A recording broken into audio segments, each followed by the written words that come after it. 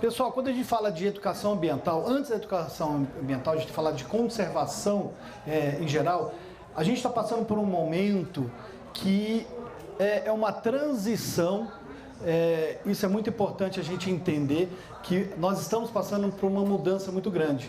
Eu quero mostrar que a gente, como pesquisador, pessoas que trabalham com a fauna e flora, é um momento muito propício, porque a gente está passando por essa transição que é o quê? Desde 1760, na primeira Revolução Industrial até hoje, tem toda uma trajetória aí que a gente vem desmatando, vem utilizando-se dos diversos sistemas, e ambientes, só que a gente vai pagar essa conta. E passou 200 anos sem se pensar nisso. Só depois de 200 anos que a população começou a parar e querer pensar o que a gente está fazendo com o nosso planeta. Eu não vou entrar muito em detalhe por conta do tempo, é só uma crescente onde que surgiu o pensamento, ESG, onde surgiu o pensamento de sustentabilidade, enfim, e esse amadurecimento que a gente está passando, a indústria está passando por esse amadurecimento, seguindo essa agenda ESG. Desde a primeira Revolução Industrial, passou praticamente 200 anos para começar a ter os movimentos de pensar o que a gente vai fazer, será que a gente está no caminho certo, será que a gente está impactando o meio ambiente, enfim. E aí começou a criar os termos, sustentabilidade, enfim, não vou entrar muito em detalhe por conta do tempo. O termo ESG começou a ficar mais frequente. O ESG é uma agenda que é muito importante, que está vindo, ela está passando por um amadurecimento agora, que é meio ambiente, social e governança. É um processo muito interessante que as empresas estão tendo que olhar para o umbigo, olhar para dentro e ver como o meu processo impacta o meio ambiente, o que eu posso fazer para melhorar isso. Social, o que eu faço para os meus funcionários, todos eles têm carteira assinada, enfim, o que eu faço para eles, para os filhos dos meus funcionários. E governança, se eu pago imposto, se está tudo em dia, se eu tenho uma transparência nessa gestão. E isso é muito importante porque essas empresas vão, se elas seguem o caminho ESG, elas vão durar mais. Muito mais difícil dela quebrar, dela fazer coisa errada, enfim. É um alinhamento de esforços para a gente ser mais sustentável, vamos dizer, E 2020 vem a explosão do ESG no mundo todo, coincidindo com a Covid, enfim, que faz o pessoal, todo mundo se retrair, pensar. E lá em 2015, passou o slide, a gente teve a Agenda 2030 para as ODS. Os ODS, foi desenvolvido para os países, na verdade, a ONU, Só que a maioria das empresas estão assumindo esse papel também. E o que isso tem a ver com passarinho, com conservação, com as matas? Tudo. Porque se a gente não tiver um desenvolvimento sustentável, o impacto que a gente vai ter no meio ambiente ele é muito grande. E, consequentemente, vai diminuir as espécies, os ecossistemas entrarão em colapso e a economia também. Por isso que essa visão veio de cima para baixo no sentido que o quê? Se a gente não tiver uma transição para uma economia mais sustentável, nós vamos entrar em colapso. Então é tão importante isso que alinhar todo mundo para um único caminho. Eu brinco que a gente tem duas opções. Ou a gente volta para a caverna, sem celular, sem nada. Porque é muito... A gente às vezes é muito hipócrita no sentido de falar de conservação, mas esquece que tem o celular no bolso, tem o microfone aqui, tudo a gente precisa não tem como a gente viver hoje, o modo que a gente vive hoje, sem de pensar no progresso contínuo. Então, assim, a gente tem que viver com a realidade. Então, a gente tem duas opções, ou voltar para a caverna, esquece tudo, ou a gente segue o caminho da sustentabilidade. Produção, mas de forma sustentável. Porque senão a gente vai impactar até a gente acabar com o planeta. Mas ainda dá tempo, se a gente criar um mecanismo, todo mundo junto, de forma que a gente consiga, sim, ter um desenvolvimento sustentável, e é possível, desde que esse trabalho de formiguinha seja iniciado, né? Então, os ODS, eles foram realizados, foi criado lá em 2015 para 2030 pela ONU, para ter esse alinhamento. Aqui não vou entrar em discussão quem é a Bluestone, é uma empresa que recupera resíduos, e a gente recicla 100%, né? E a gente vem trabalhando com a resíduo zero, sustentabilidade, enfim. Eu tive a sorte, eu sou veterinário, trabalho com conservação de espécies ameaçadas há um bom tempo. Eu tive essa sorte que em 2016 começar a buscar resíduo para essa empresa beneficiar e através de gerar renda, e aí sim ela patrocinar minhas expedições, enfim, trabalhos. Só que o projeto cresceu muito, a empresa cresceu, enfim, e a gente está fazendo muitos projetos pelo Brasil todo. As ODS que a gente mais trabalha hoje, porque são 17 objetivos, né? E não tem como se abraçar o mundo. Então, nós estamos tentando fazer a nossa parte em alguns ODS e trabalhando de forma de impacto real, que a gente fala, né? A gente trabalha muito com a parte de educação ambiental, vocês vão ver aqui, a questão de consumos e produção de forma sustentável, que é justamente a gente produzir. E no caso nosso, a gente tem a sorte que a nossa atividade já é fazer sustentabilidade na prática, que é o que? A gente tira o resíduo do resíduo, a gente transforma 100% em matéria-prima de alta performance, né? E vida terrestre, que a gente trabalha com... Quando a gente vai falar de conservação, gente, isso é fundamental. Você não pode focar só no animal. É um problema socioambiental. Então, você tem que fazer a educação ambiental primeiro, fazer a conservação daquele habitat. Quem chega por último é o animal. Se você começar a errar essa ordem, você vai, enfim, você pode estar jogando um projeto de anos para o buraco. Então, a educação ambiental, ela é fundamental, principalmente com um projeto de reintrodução onde envolve comunidade. A comunidade, ele é o ator principal, né? Ele é mais importante até do que o animal, porque senão anos de projeto vai acabar quando você solta o animal. Se não tem aquela comunidade engajada junto, o projeto não vai dar certo. Então, gente, eu gosto muito dessa frase: somos todos interdependentes e estamos todos interconectados. Quando o ser humano entender essa frase, a importância dela, o planeta Terra levou milhões de anos para ter esse equilíbrio ecossistêmico, que é justamente a interdependência, a interconexão. Então, isso é fundamental para que a gente possa entender. E eu trabalho muito em cima dessa premissa, né? Somos todos interdependentes, estamos todos interconectados, porque é a biologia da conservação, essa interação. Sem isso, a solução está na natureza. A gente já tem do nosso lado aonde copiar e colar, que é o equilíbrio ecossistêmico. A natureza estava perfeita, até o ser humano, o ser mais inteligente, chega lá e estragar tudo. Então, assim, a gente tem muito a aprender com cada espéciezinha, com o papel biológico de cada espécie dentro daquele ecossistema. Então a gente tem que aprender muito com a natureza. E o mais importante, que eu acho interessante para vários pesquisadores que estão aqui, é uma que eu estava falando. Por que eu estou falando isso, né? Falando da indústria, ESG, o que isso tem a ver?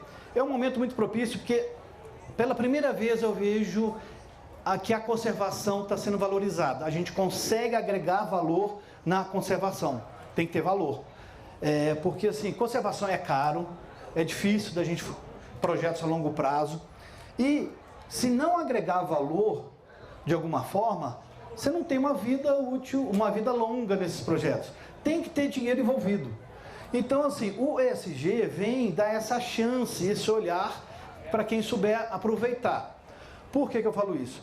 As empresas tem dois momentos, assim, tem duas formas das empresas quererem ser ESG.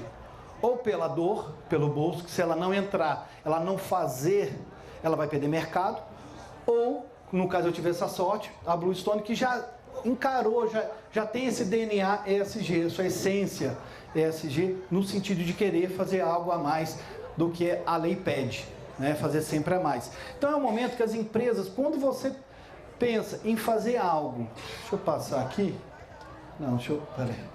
Quando a gente pensa em fazer esses projetos com apoio de empresas, o momento é muito propício, desde que as empresas têm que provar agora, se ela fala que é ESG, ela tem que provar quais ações elas estão fazendo.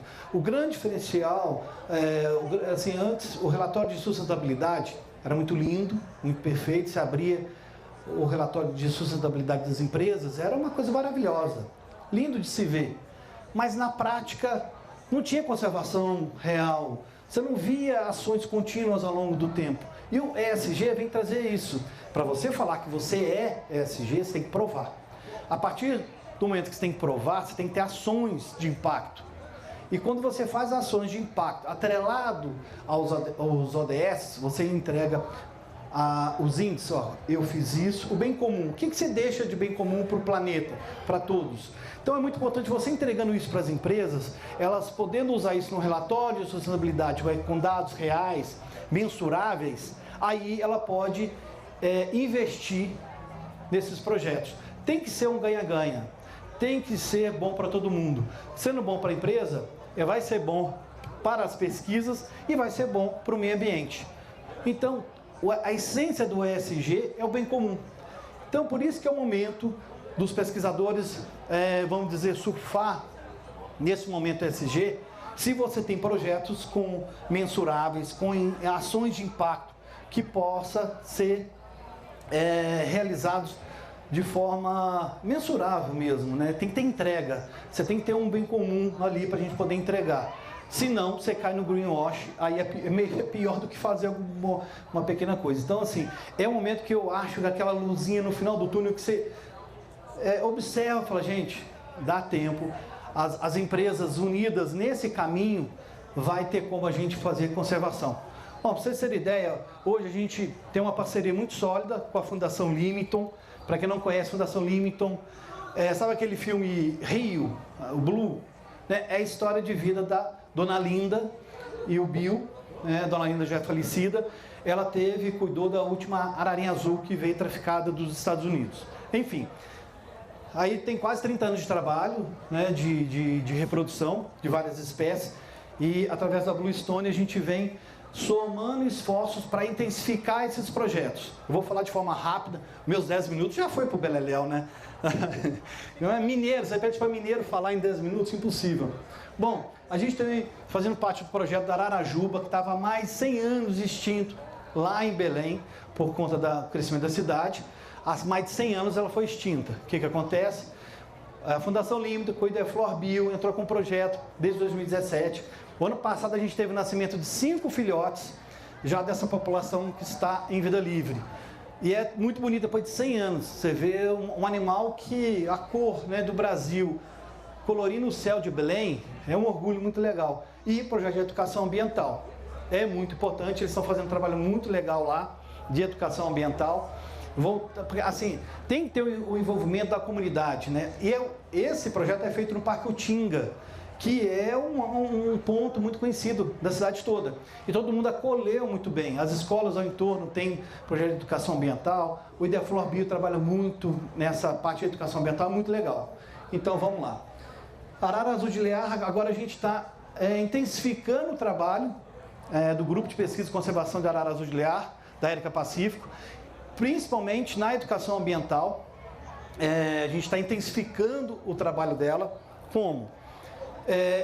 A área lá no Boqueirão da Onça, do Cercadinho, é uma área muito isolada. E tem várias comunidades ao entorno que são mais isoladas ainda. O que a gente está fazendo? A gente está ajudando o projeto que elas já fazem há 15 anos, belíssimo, a intensificar o projeto de educação ambiental. A gente está fazendo web na praça. Todas essas ações, particularmente eu vou em todas, parte a gente executa como veterinário, trabalha mais com pato mergulhão, falar rapidamente, enfim.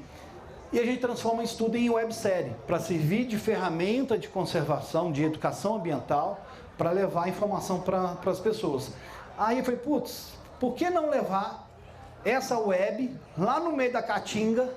Então a gente está fazendo, né, Web na Praça, a gente fez agora, vai ter a segunda temporada da Arara Azul de Lear, essa websérie. E foi muito legal que a gente tem um envolvimento muito legal com a comunidade. Lá tem um time Barceloninha de futebol, lá que o futebol no campo de areia, né, na Caatinga, é areia, não tem grama lá. E a gente fez um jogo que o símbolo do Barceloninha é Arara Azul de Lear. Enfim, a gente teve um envolvimento, foi o time dos pesquisadores e amigos contra Barceloninha, para envolver a comunidade. E depois a gente teve uma sessão na praça. Todo mundo pegando o banco da igreja, levando para a rua, a gente pintou um muro e passamos a noite ali o web na praça. Então esse envolvimento, mostrar a conservação para eles, porque fica uma coisa muito distante. A função nossa é furar essa bolha da pesquisa com quem convive com o animal todo dia. Com quem vai salvar o animal não somos nós, pesquisadores, é quem convive todo dia ali, quem está morando. A gente vai e volta para a cidade, eles estão lá todo dia. Se eles não forem orientados, levar a informação, o projeto pode ir para o beleléu. Vamos lá, Papagaio Xauá, 10 minutos, lascou mesmo. Papagaio Xauá estava 40 anos extinto, foi um projeto muito legal. Amazona rodocorita é uma ave Mata Atlântica mais costeira, né? Hoje ainda tem uma população legal, somente no Espírito Santo, um pouquinho em Minas, mas desapareceu, no Nordeste desapareceu, estava 40 anos extinto. E o projeto já lá em Coruripe, tá maravilhoso, já reintroduzimos, já soltamos, a gente ganhou o prêmio agora de sustentabilidade, Hugo Werneck, lá em Belo Horizonte, foi muito legal. Mutum de Alagoas eu vou passar rapidamente, porque só o Mutum de Alagoas é muito legal a história dele, que é a história do Brasil, porque o Mutum de Alagoas, uma ave endêmica lá de Alagoas, com a chegada dos europeus já começou a derrubar o pau-brasil, e aí depois vem o pró-álcool, acabou com a Mata Atlântica, e aí o animal ia desaparecer. Depois de 40 anos de trabalho, esse animal vai voltar para a natureza, ele é extinto na natureza, né? Teve um trabalho inicial, soltou acho que 3 casais, só que entrou a pandemia, no meio, não teve como controlar, enfim, então o projeto vai recomeçar agora, 40 anos de extinção desse animal, até mais, e vai voltar. Saltinho mais verde, a Vanessa já vai falar rapidinho, eu já passei até o tempo aqui, que é uma história muito legal, porque é uma cidade que tem e aqui do lado, perto de São Paulo, e não tem água. Por conta de quê? Por isso que eu falo, somos todos interdependentes, estamos todos interconectados. Desde a era do café, depois veio a cana, mais ou menos 60 anos de desmatamento e não preocupação com os mananciais, com as nascentes, derrubou tudo. O que aconteceu? A cidade não teve recarga hídrica nos seus lençóis freáticos. O que acontece? Não tem água para dar para a população do lado de Piracicaba. E é Saltinho, porque tinha o Saltinho, hoje está seco, só tem folha, só corre água quando chove. Então, olha a realidade, está do nosso lado, o efeito das alterações climáticas, né? Então, não vou falar muito, né? E Vinácia é um projeto dentro da Fundação Limita, que é um fragmento de Mata Atlântica, que faz a reintrodução de Amazônia Vinácia lá. Depois eu volto na biotravessia. Arara Azul Grande, a gente está iniciando um projeto muito legal. A gente está reunindo várias araras azuis excedentes do tráfico. A gente vai fazer estudo genético para ver de onde são, que hoje a gente tem 3 populações, a gente vai ver para onde que esses animais poderão ser encaminhados. Pato Mergulhão, está aqui a equipe, tá o Instituto Pato Mergulhão que vai falar aqui amanhã, tá o Tom que vai falar rapidamente. Pato Mergulhão, gente, é uma das aves mais ameaçadas do mundo, de aves aquáticas. Embaixador do Brasil, né? Embaixador das Águas do Brasil, homologado no 8º Fórum Mundial das Águas em Brasília. Gente, assim, quando a gente fala do pato, né? Conservar um pato, o que eu tenho a ver com o pato? O pato é uma bandeira muito forte, porque ele representa a luta pelos recursos hídricos. Gente, o Cerrado abastece, todo mundo sabe, o Cerrado é a caixa d'água do Brasil. Ele abastece quase 70% do Rio Amazonas, Pantanal, enfim, Sudeste, os aquíferos, enfim. O Cerrado, ele é muito importante para a segurança hídrica do país, para a segurança do agronegócio. O Brasil não é a potência do agro. Então, se a gente não preocupar com a água de qualidade e água em os reservatórios, nós entraremos em colapso. E o pato representa isso. O pato está em declínio populacional, ele está desaparecendo. Se ele está desaparecendo, ele não está encontrando o habitat que ele precisa. Nem vou falar muito, que amanhã vai ter o pessoal do pato aí para falar dele, senão eu fico aqui até amanhã. Então, gente, o pato representa muito isso, né? Essa interdependência, essa interconexão. Eu vou deixar para o pessoal do Instituto falar. Então, gente, a gente vem trabalhando todas essas espécies e falar que, assim, a educação ambiental é o pilar. Se não envolver a comunidade, se não envolver todo mundo, todo esse trabalho que a gente está fazendo morre, ele acaba. Porque sem envolvimento e gerar valor, a gente tem muito, o Tom vai falar, sociobioeconomia, tem que estar junto, tem que gerar valor para as pessoas que estão a campo, sem fazer essa roda girar, mas de forma consciente e gerar valor financeiro, não é conservação de verdade. Porque senão você morre no meio do caminho, você não consegue ter projetos a longo prazo. Por isso que é tão importante agregar valor. Então, gente, anunciando aqui, Biotravessia é uma websérie especial do Terra da Gente, que a gente vai fazer, né, desde o sul do país. Vamos percorrer todos esses projetos e chegar em Belém na COP 30, onde haverá a soltura de 30 ararajubas durante a COP, não na COP, mas lá no Parque Utinga, para a gente comemorar, deixar esse marco, né? A gente também tem a nossa web, que também vai estar junto nessa grande aventura aí, Bluestone Web Series e Terra da Gente, juntos, para a gente contar essa história. 10 minutinhos, como eu te falei, agora eu vou passar para quem vai falar, o Tom? Vamos.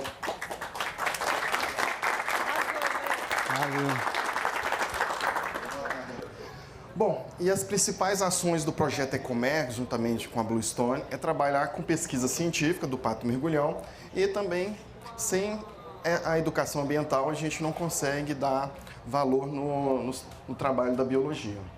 Então, a gente faz um trabalho de monitoramento há mais de 12 anos, né? Mas a Bluestone, desde 2024, vem atuando aí com a gente, né? Realizando observações sistêmicas dos ambientes aquáticos, identificando novos comportamentos da espécie, né? Os dados ajudam, né, a criar ações, né, e novas políticas para a conservação dessa espécie.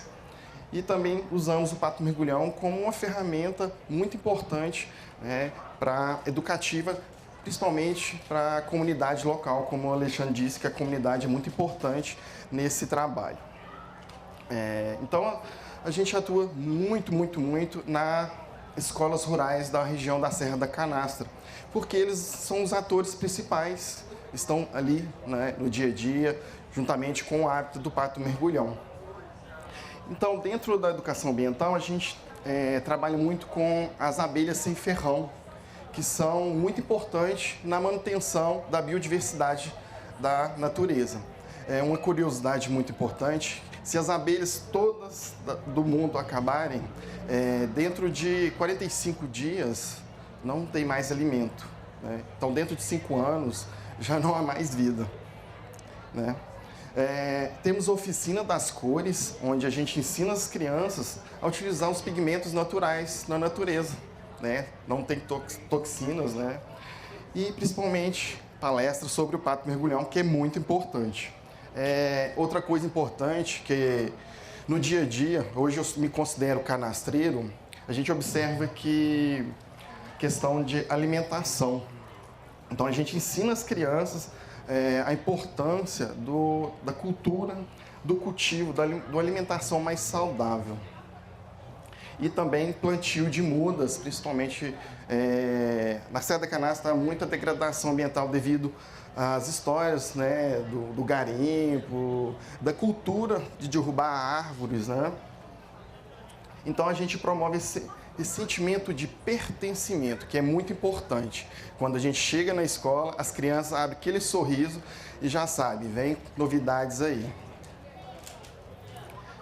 Então, nas fotos vocês podem ver que a gente faz as oficinas das abelhas sem ferrão. A gente levou abelhas, vários espécimes de abelhas, vários méis, para que as crianças possam degustar os méis. A horta, vocês podem já ver aqui, ó, o resultado da horta é uma horta orgânica, sem nenhum veneno, nenhum defensivo agrícola. E a gente bota as crianças para trabalhar mesmo, para elas interagirem, para elas pertencerem, se sentirem importantes no dia a dia. E nada mais, nada menos, a gente trabalha com quem também recebe o turista, né? A gente trabalha com formação de novos profissionais, os guias, condutores, donos de atrativos, por exemplo, curso de crochê, onde a gente hoje se criou uma organização das mulheres na Serra da Canastra, onde foram mais de 20 mulheres fazendo curso de crochê. Temos o curso de marchetaria. Alguém conhece o curso de marchetaria? Já ouviu falar? Que é muito importante também. Instiga as pessoas a trabalharem o seu intelecto. E na Serra, como eu disse, marchetaria, crochê, abelha sem ferrão. E também a gente tem o curso de interpretação ambiental para o guia e para o condutor. A gente percebeu no dia a dia que faltava algo ali. E a interpretação ambiental, ela é muito importante no dia a dia ali, quando um turista chega na canastra e não é apenas tirar foto, é trazer experiência, sentimento e tudo mais. E essas ações a gente atingiu um total de 600 crianças da zona rural, no total de 8 escolas rurais. E esse é o desafio, os desafios, né, e caminhos na canastra.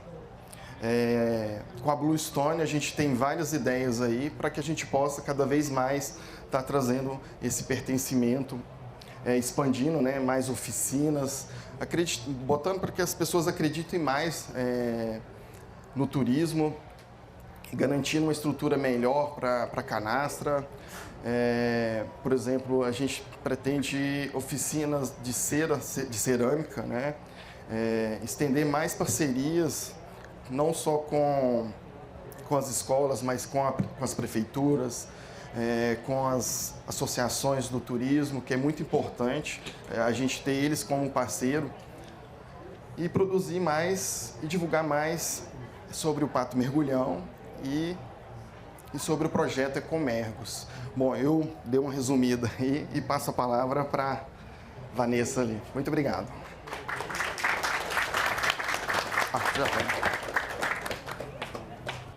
Então, boa tarde, eu sou a Vanessa.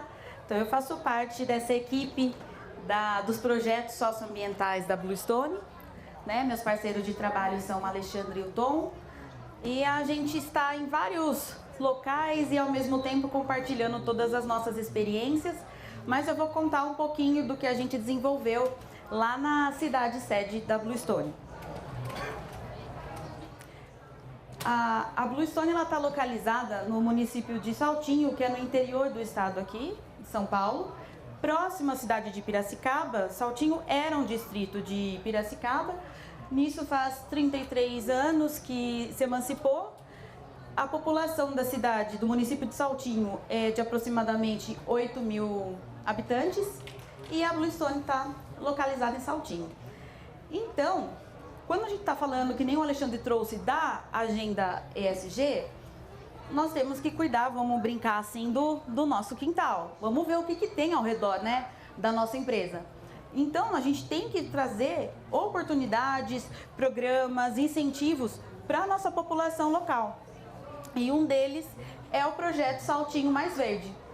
Esse projeto ele vem de uma dor da cidade, né? Que é essa dor? Que é a falta da água, né? Que os nossos mananciais estão secando nessa região. A gente vai ter um manancial muito próximo, que é o Rio Piracicaba, porém, como todos estamos conectados, interligados, fazendo a nossa parte em qualquer local, a gente nutre todos os mananciais. E qual que é o objetivo principal do nosso projeto? É formar ou incentivar novos agentes de transformação. porque nós acreditamos que a educação é uma potente ferramenta de transformação da sociedade. Então, aqui, ó, todos nós podemos ser agentes de transformações nos locais que nós estamos inseridos, nas nossas casas, ambientes de trabalho, rua. Ele vai muito além, ele se expande.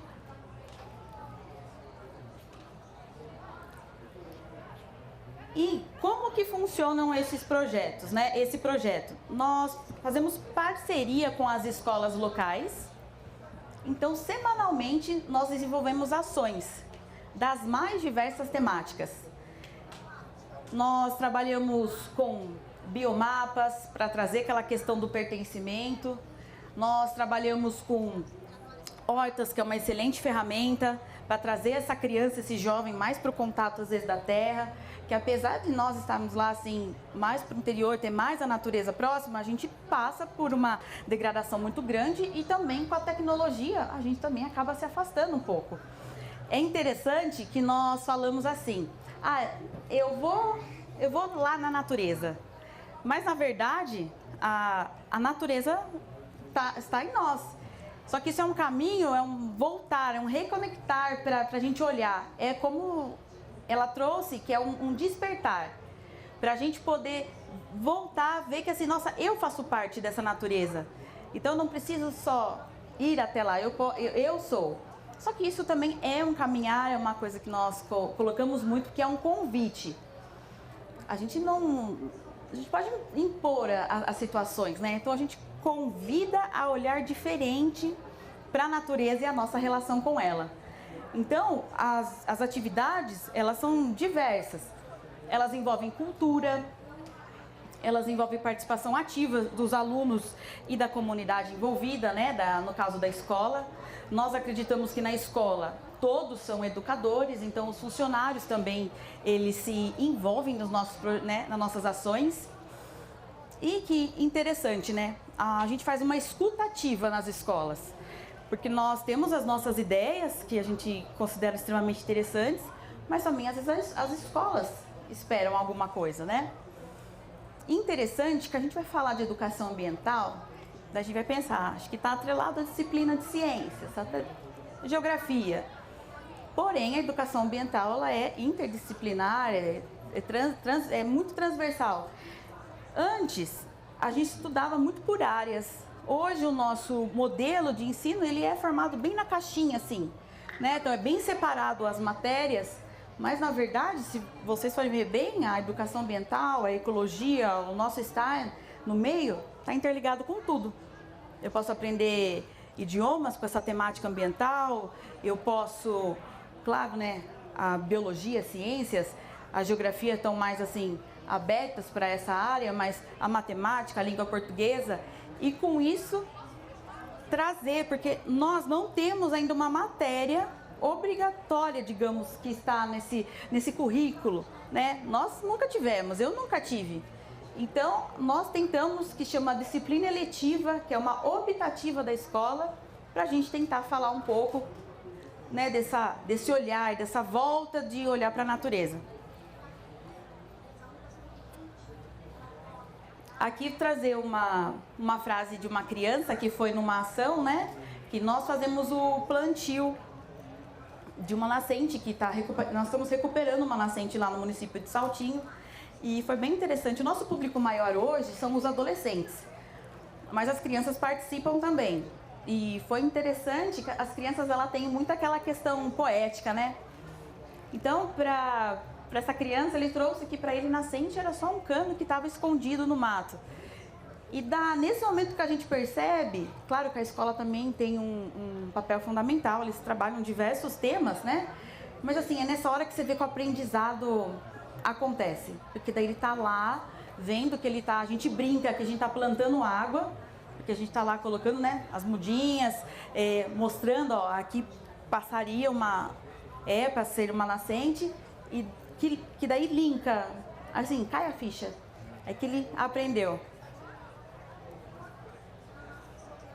Aqui são algumas atividades, aqui são a área, né, que nós estamos lá reflorestando. Então, as atividades, elas são diversas, né? Essa daqui é para explicar conceito de bacia hidrográfica. Aqui sou eu com eles.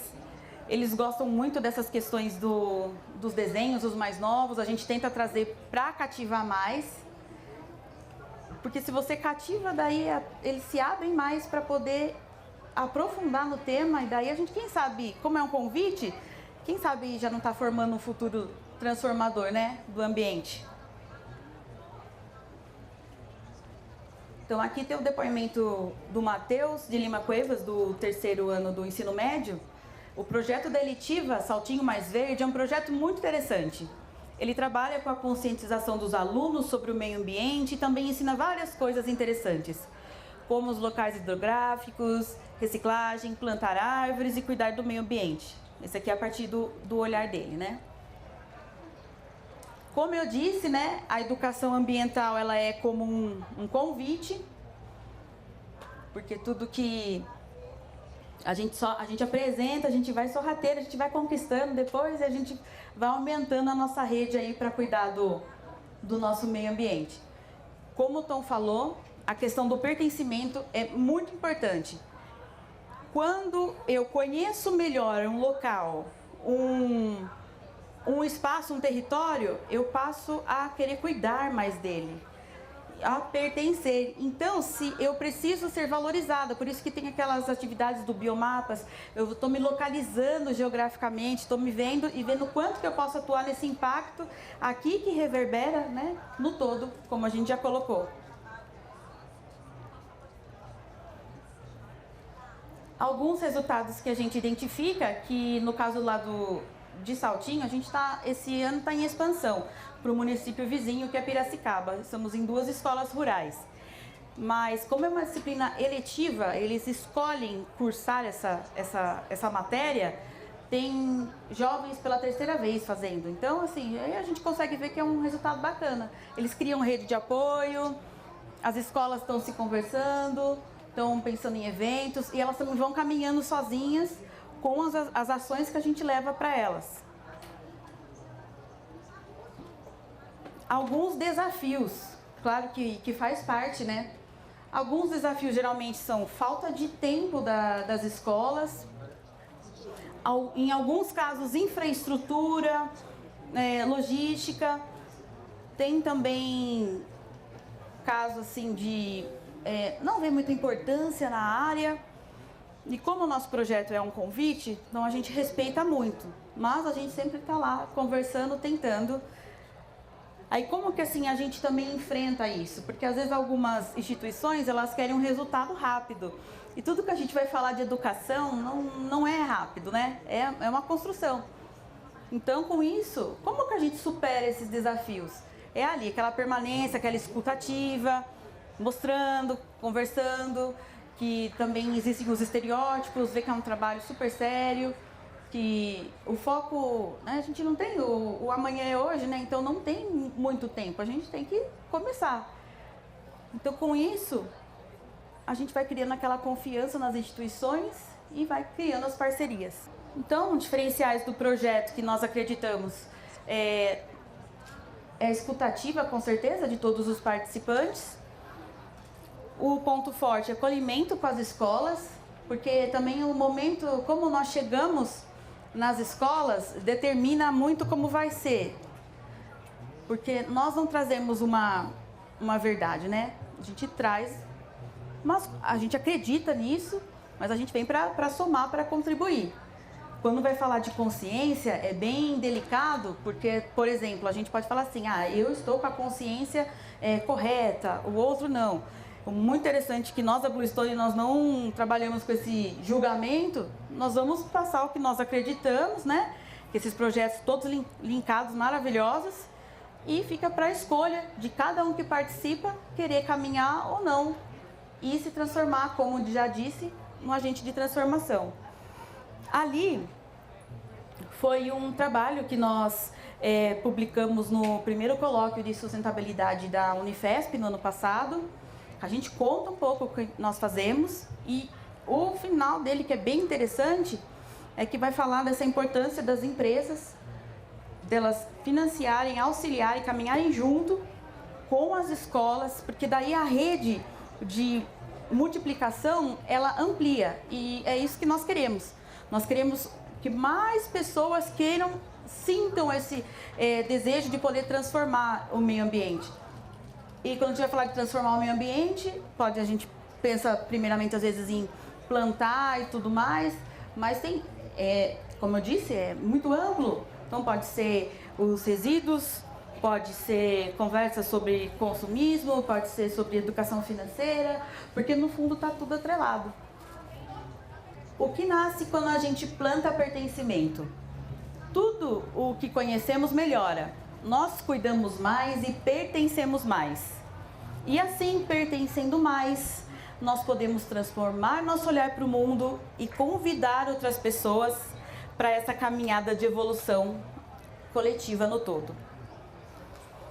E por enquanto, a gente tem um total mais ou menos de participantes, mais 3 mil pessoas desde 2022.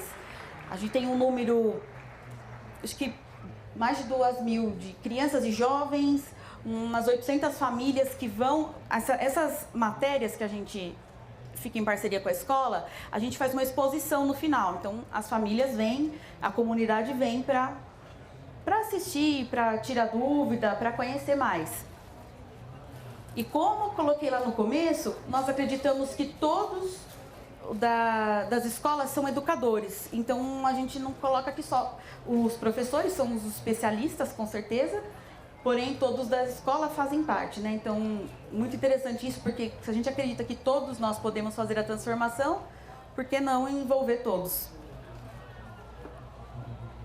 Então, junte-se ao chamado por um mundo mais azul. Nós agradecemos pela oportunidade.